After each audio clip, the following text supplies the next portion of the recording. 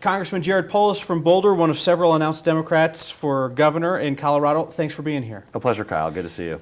So your campaign to date has focused on three specific themes. Let's talk about them each in turn. So you're calling for full-day preschool or kindergarten for every family in Colorado.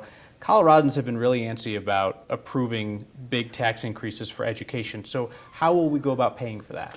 You know, I've been on the policy side for years, but as you know, in the lead up to the show we were talking about, I have a 3-year-old and a 5-year-old, so now I'm living this and I see the need.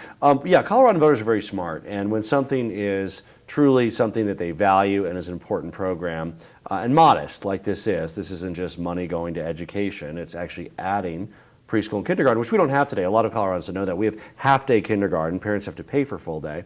And really no preschool unless you're very, very low income, but middle class has to pay for preschool. So a lot of families basically say, hey, do I have to pick the cheap daycare I can afford, even though they don't have the quality social emotional skills and pre-literacy skills. So yeah, we're going to build a winning coalition because it's such an important topic with the business community, Republicans, Democrats, to really get this done, because the most important years educationally are those early childhood education years. I mean, kids need to enter school in kindergarten or first grade with a strong start, ready to go, and it becomes actually more costly later on. There's a really good study that was done, a 30-year study of the benefits in preschool and kindergarten. It actually showed $7 were saved for every dollar invested in preschool, because what you have is lower grade repetition rate, lower need for special education services, which are very costly later on, lower adjudication and crime rates, better health. So a lot of these outcomes come from quality early childhood education, and that's why I'm committed to delivering it. Coloradans have heard those arguments before, and they've still voted no. One of your Democratic opponents, Mike Johnson, was the face of a $1 billion plan to better fund education that made a lot of similar arguments. What would you do differently to convince people to pay for it? This is far more modest and more tangible, right? So when people talk about, as you know, there's ballot initiatives, you're referring to Amendment 66, it was a lot of money that went to sort of education, and nobody really understood, because most voters don't get into the nitty-gritty of how it went. It didn't guarantee you were adding preschool, adding kindergarten. A lot of people just saw it as going to education without anything new. This is more modest in many ways. We'll build a strong coalition, again, bipartisan. There's red states that do this, Republican states. Oklahoma has universal preschool and kindergarten. It's about time we did it here. It's something that people value. Voters are really, hey, that could be my grandkid and I want them to have preschool. Or, that means my wife can go back to work sooner because we have preschool and full day kindergarten. It makes a real difference in people's lives, and it's something I think people are excited about as I travel across the state and discuss it. You've called for Colorado to move to 100% renewables by 2040. The cost of renewables is coming down, but can that be done without cost increases for Coloradans? And then also, kind of tangentially, are Americans paying enough for energy right now? Are the historically low costs of energy disconnecting us from the real cost of energy? Well, it has to be done in a cost-effective way. There's no interest in Colorado, and frankly, it would hurt our competitiveness if our rates were to go up. The good news is, already today, Kyle, adding new wind energy is less expensive than adding new coal energy. It costs about 10% less, according to Excel and others. The issue is what we call load balancing. It's the fact that with solar and wind, you have solar during the day, you don't have it at night. Wind you have when it's windy, you don't have when it's not. And they're getting pretty good about modeling where they put it. They might have 250, 300 days of good wind, but there's still a few days where it doesn't blow. So you need better storage technology, and really to get to 100% by 2040 without increasing rates, we need better battery storage technology. And we need the incremental advances that we'll continue to make, frankly, in solar and wind generation. So I think we'll get there. With regard to your second question, I have been an advocate of kind of looking at this holistically. And if we can reduce the tax burden on families, reduce income tax, reduce sales tax, instead have something like a carbon tax, I think that would be a better way to do taxation. Not a net tax increase, perhaps even it's a net tax decrease. But if we tax something we want to discourage, like pollution, rather than something we want to encourage, like income, we can incentivize more income and discourage pollution. And that might be a better way to go. I've advocated that federally. Would a carbon tax have to be federal? There's no state that has a carbon Almost tax. certainly, yeah. I don't think a state, states can look at pricing in isolation. I think a multi-state manner of doing it, but we don't need it to get to 100% renewables. We don't need it. We can do it right here. We're talking about how we power the grid, the light bulbs in your home, and if you have an electric stove, it's how you power that. We're at 26, 27% today. we can get to 100% by 2040. And you know what? If it's 2041, 2042, it's thereabouts. Again, it really depends on the continuation of the advancements in technology. And I think they'll continue to advance at about the same rate they have been advancing. That's really the assumption we make. As long as that happens with the bottom-up market-oriented policies that I'm advocating on my position paper at polisforcolorado.com, we'll get there.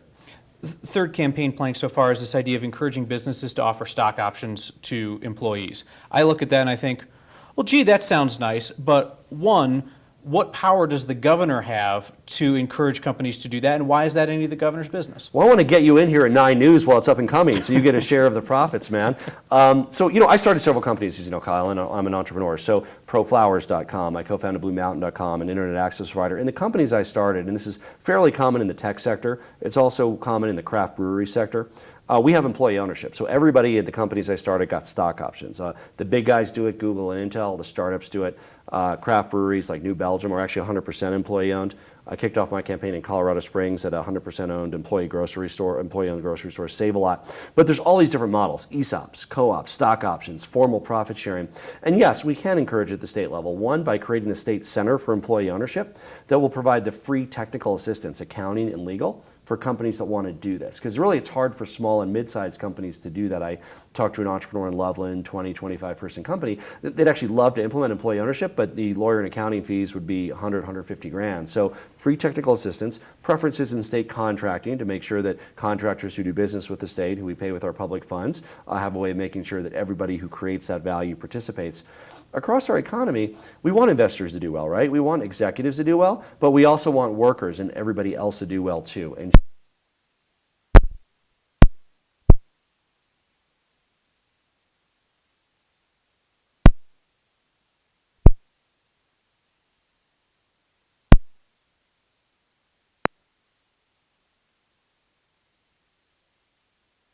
incentives of work. Like, you know what, if you own part of 9 News, you might pass your good ideas along to your boss. Now you might keep them to yourself, I don't know. I probably would, just because I'm not that great of a person.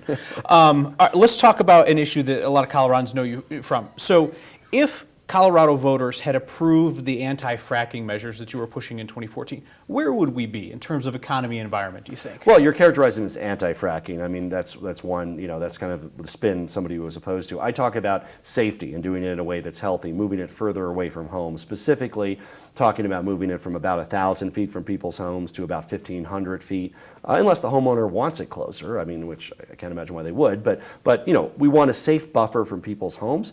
People have died, both people who work in fracking as well as innocent residents in areas with leaks.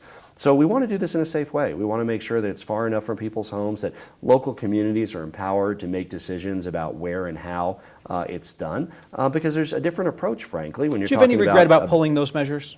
Well, we didn't see a path to victory on them, Kyle, and I think what was important is advancing the discussion, and I'm happy to continue to advance the discussion, because I think our state, frankly, needs to get it right for us to have the right balance. We need to put safety and health considerations first. We need to make sure that communities have the ability to plan and where their residential subdevelopments are. And oil and gas is an important economic activity in the state. I'm willing to work with any industry to create jobs and grow our economy, but at the same time, they shouldn't be able to bully everybody else. And I'm really, trying to stand up to that and say, you know what, homeowners have rights, communities have rights also. Why do you suppose that oil and gas has won so many victories lately?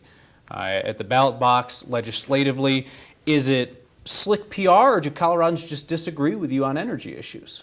Well, I think the polls will show that they certainly agree that we need a balance. I think what you have in this particular case is a lot of money, which 9 News benefits from. They run ads constantly on all of our channels, telling one side of the story, valid story. There's people that are doing well. We all appreciate the importance of every industry. But there's another side, and frankly, we should put health and safety first and make sure that when fracking occurs, it's far enough away from people's homes so that people are safe in their homes, that people aren't experiencing toxic fumes, explosions. Our whole quality of life will suffer as the fracking moves into the Denver, Aurora, Adams County area, which it is, unless we get the rules right. And we can get them right. And I argue, of course, to my friends in the industry, if they continue to push the envelope in this and not accept reasonable safety considerations, they risk people in the state outright rebelling and trying to ban it or get rid of it altogether. So let me ask, what do you think of the safety restrictions that Governor Hickenlooper has proposed in light of the Firestone home explosion? They go far enough? It's a step, but again, it's not enough. Like you look at, for instance, one of the issues is reclamation. That's what really caused that one. It was an old, abandoned pipeline. And we're going to have oil and gas companies that go out of business, like any business. Some do, some don't. They abandon wellheads, they abandon pipeline. We need to make sure that they bond sufficiently for reclamation. He announced a voluntary fund. I certainly hope contributions are forthcoming. I hope millions of dollars are donated to it. But we need to make sure that when those pipelines are laid and when drilling installations are established, that there's sufficient money in a reclamation fund that when they close, even if that company's out of business, they can be sealed in a safe way so that we don't have future homeowners worrying about explosions or leaks. You talked about what the oil and gas company has been able to do with buckets of money lately. I want to talk about what you've been able to do in your life with buckets of money. So if you win the Democratic nomination, there's a really good chance that both of the top two names on the ballot are going to be very wealthy people. Colorado's campaign finance laws favor folks who can self-fund. Is that good for democracy and voters? Well, first, you asked what I've done with my money. I've started schools to serve at-risk kids, created college scholarships for kids who otherwise couldn't go to school, donated over 10,000 computers through our nonprofit computer recycling center into schools, youth centers, boys and girls clubs across the state.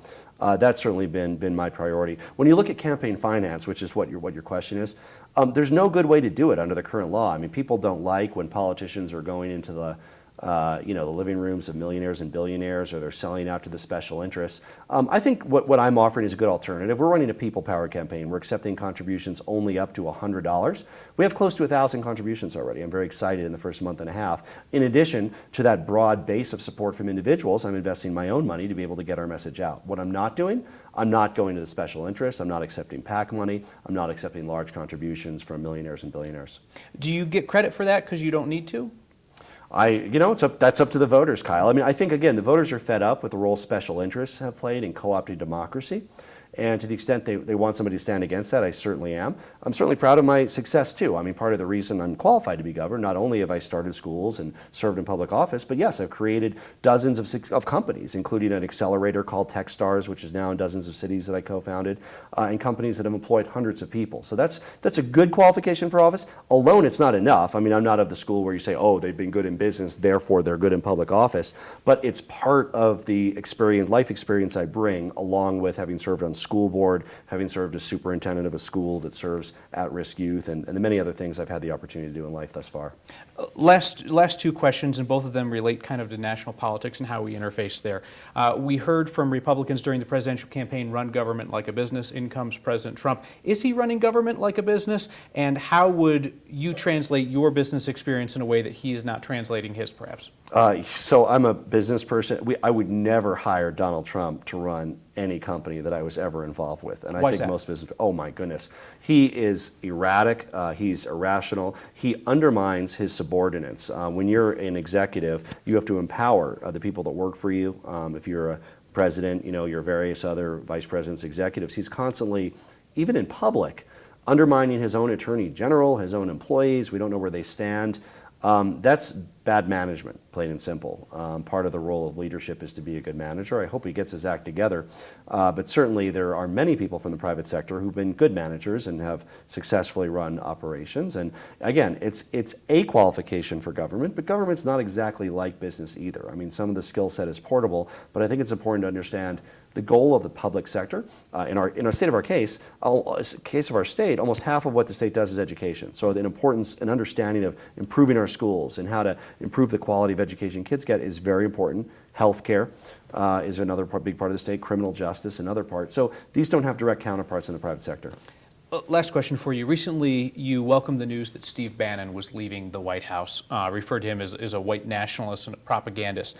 There's a white nationalist group that was going to hold a conference in Colorado Springs next year before that invitation was rescinded. And I don't know that we heard from Governor Hickenlooper on this issue. Your governor, white nationalist group wants to come to Colorado. What would we hear from you? Look, neo-Nazi, Nazi, fascist, white nationalists are contrary to our American values. They should be called out for what they are. If you're a conservative, a liberal, a Republican, a Democrat, an independent, you're a good American, you understand the value of civil society, our Constitution. Fascists, Nazis, white supremacists, they're inherently opposed to our Constitution. the foundation of our very country. And what they do should be called out by elected leaders on both sides of the aisle as un-American. They'll say that they got run out of town by politicians like Colorado Mayor John Suthers and media people like myself. Are you uncomfortable at all with the fact that they are not going to be speaking despite what they were going to be saying? I'm proud to run Nazis out of Colorado any day of the week. And so I would continue, I agree with John Suthers and many others. Again, we have a constitutional system of governance. We have a vibrant debate between conservatives and liberals of all perspectives. If you are not even committed to the concept that people are created equal or that each person should get a vote, and you believe in ethno-nationalism or fascism, you're not even committing to our Constitution. It's really something that inherently is inconsistent with democratic civil society. So I think they need to be called out for what they are, and I always have. We'll leave it there. Jared Polis, Congressman running for governor, thanks for your time. We'll see you again. See you soon, Kyle. Thanks.